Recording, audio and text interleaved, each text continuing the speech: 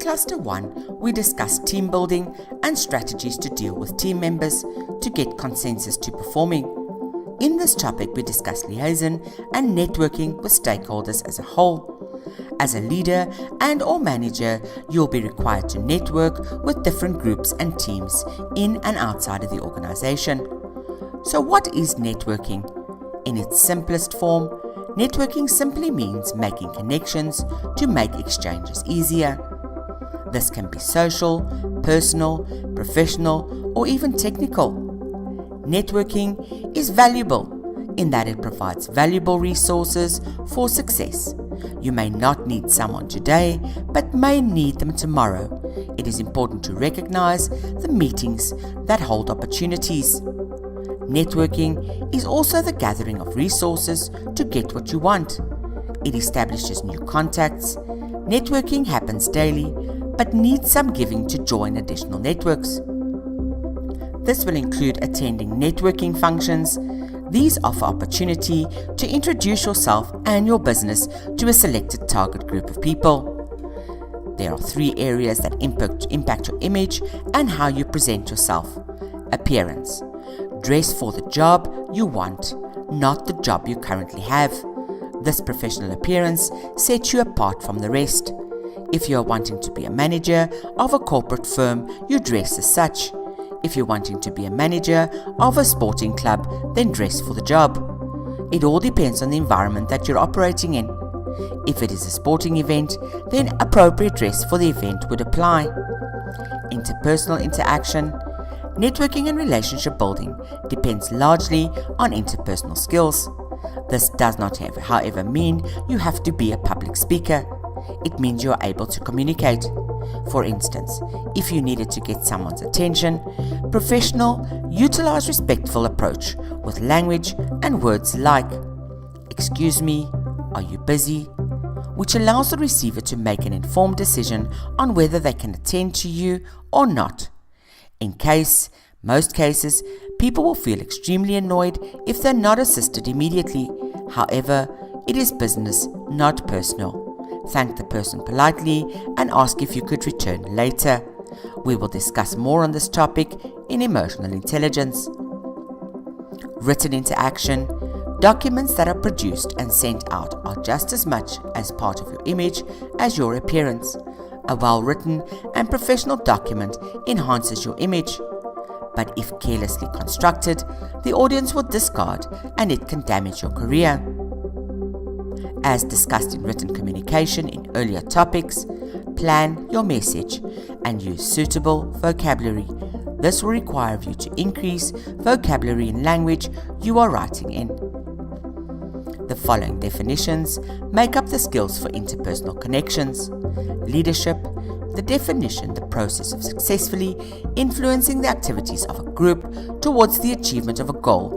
A leader can influence others through qualities such as personal charm, expertise, command of language, and the creation of mutual respect. The background skills, as well as requiring strong communication skills and personal skills, leadership uses the background skills of mentoring, decision-making, delegation, and motivating of others. Networking, the ability to actively seek, identify, and create effective contacts with others and to maintain those contacts for mutual benefit.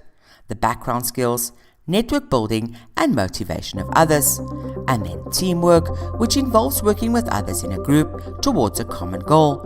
This requires cooperating with others, being responsive to others' ideas, and taking a collaborative approach to learning.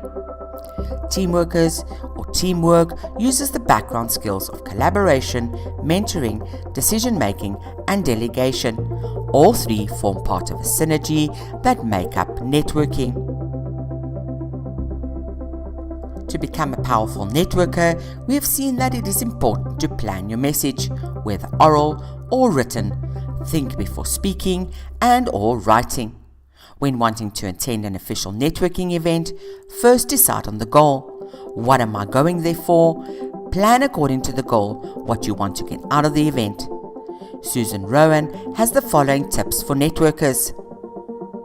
Do initiate conversation with attendees, exhibitors, sponsors and speakers. Treat spouses with grace, interest and respect, yours and theirs. Have a meeting plan, whether you're an exhibitor or an attendee. Don't overindulge in liquor at meals, hospitality suites or after hours. Presume that hospitality party is purely a social event. Forget to follow up. And you will connect, converse, and create a network of colleagues, clients, co-workers, and friends.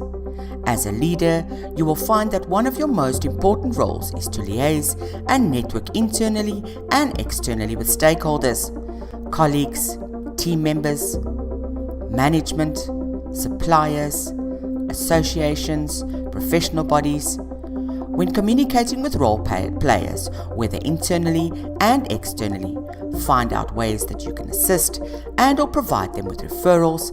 At the same time, let them know about your business. Then we move on to communication mediums. So how do we communicate? Telephonically. Remember that verbal communication techniques are applied during this type of medium, especially if the person on the other side has never met you or knows who you are. Never be too persuasive or pushy. Plan your message by writing down a noted script, introduction purpose, and convenient time if it is scheduled for a meeting. And then call. Offer a personal introduction. Identify your purpose for seeking an appointment and arrange a mutually convenient time. If you are calling the person because of a referral, state the person's name in your introduction. When writing, the same applies. Plan your message. Only in this case, remember there's only words, so your words should speak body language, pace, tone, and volume. Choose your words wisely. Use strategies learnt in language structures to enforce your message. Effective techniques for creating the right interactions, because networking is somewhat marketing and business development functions. It should be enjoyable and beneficial.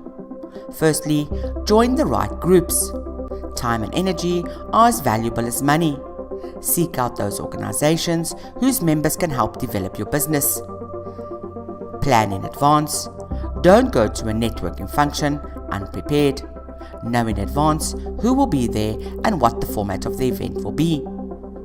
Know the culture of the group. Some groups may be more rigid with regard to how much self-promotion can be done, or what kinds of material and how much of it you might bring with you for display. Get organized, bring something to write with and on, whether you need to jot down a name or address, or if you want to make yourself a reminder or take notes, you will need to bring the right tools. Bring a business card holder. What does it say about you when someone takes your business card and shoves it into their pocket? You know it will be crumpled up and they probably won't remember who you are. Do not do the same to someone else. Networking should be valuable not only to you, but the other person or people as well. People that connect conspicuously in a calculated and noticeable manner are very unpleasant. And that's a wrap on our topic of networking. Networking is the gathering and offering of resources to a variety of people. Appearance, interaction, and written communication are three image creators. Leadership, networking, and teamwork are all skills in being a master networker. Proper planning for written and oral communication is important in creating a first impression. Be mindful of the groups you join. Choose them wisely to enhance your network, not grow to compete.